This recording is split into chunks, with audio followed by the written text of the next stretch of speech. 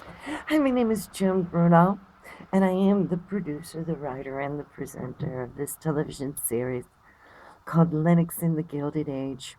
It's really going to focus mostly on the people and characters that make up the Gilded Age in the Berkshires, more especially in Lennox, because Lennox was the center of society during the Gilded Age.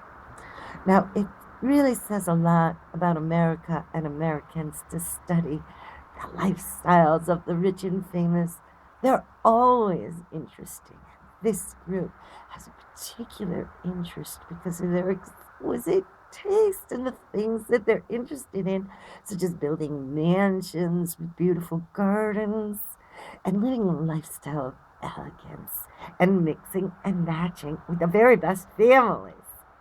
And there's an awful lot of stories to be told about love, love lost, love won, love lost again.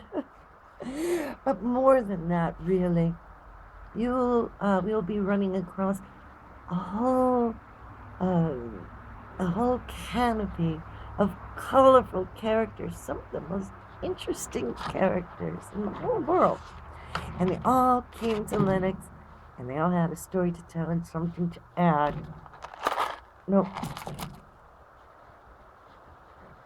before we get to the Gilded Age, though, we have to set the stage in Lennox. And the Lennox stage really doesn't harken back that deep into history because even though the first settler, named John Lansdowne, settling on a piece of land,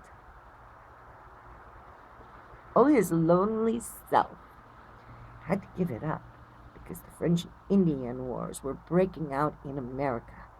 It was a very dangerous place because the Berkshires is situated between those two great rivers, the Housatonic and the Hudson.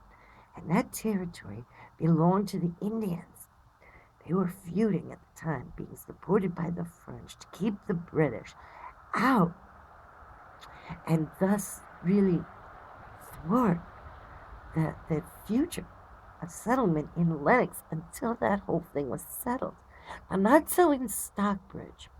Stockbridge has been settled as an almost experimental community in which the Indians would live, and also certain land grants would be given to settlers who would anglicize and civilize the native Indians.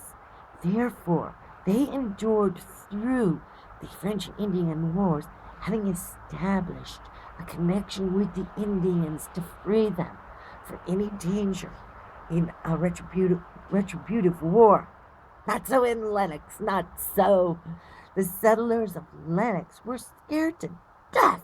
They gave up that town, only coming back once that war was settled in the year 1767. Now, Lennox's first inhabitants were a hardy bunch. Life in the wilderness was tough. They were farmers, but remember, it was a complete wilderness. The Indians, they meld their habitation into the nature as we should do.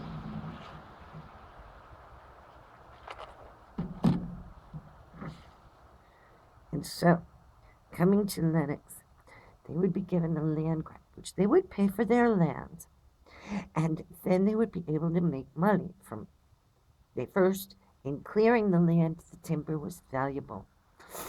Then, in opening up tracts of land, they could plant a harvest for their survival. Usually, their diet was very minimal. There was corn mush, and on Sundays, corn pancakes. They did have maple syrup, and the most important thing was to raise your pig. The pigs were raised in a group thing at the top of what we would call at the top of Crystal Street and above. The pigs were kept in a community style. Now, anybody who had their pigs stolen was in trouble indeed. So, killing pigs was a capital offense. Lennox was a tough town. It was the hanging town. So if there was a hanging, it was carried out in Lennox pretty grim times. But anybody who lost their pig was in grave danger. So these hardy first settlers, their religious bent was towards Calvinism, and as such, they eschewed, if anything, Papist in any way.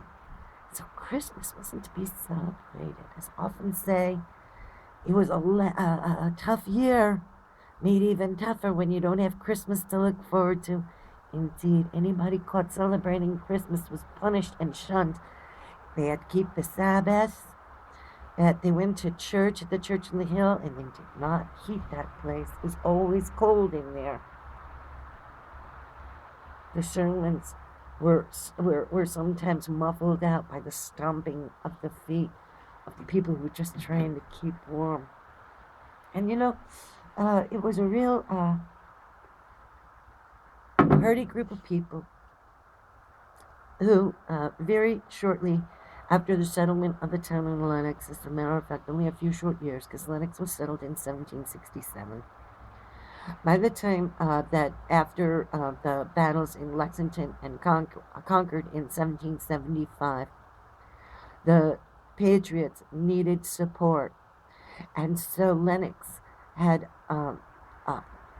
Patterson, the first hero and probably the first person of real renown in Lennox. He has a monument in the center of town. He became a general, and he rounded up a militia of men from Lennox to go down to Boston to defend Boston from the invasion of the British at the Battle of Bunker Hill. Now, not everybody wanted to join the militia or even declare themselves as patriots, and they took care of that in Lennox too. One of the fellows who refused to say that he was a patriot, they did a mock hanging in Lennox. It's the hanging town, so they probably could pull off a pretty good mock hanging at the legitimate spot. Well, they let him go. And then they did it again, but the third time, he became a patriot. Isn't that great?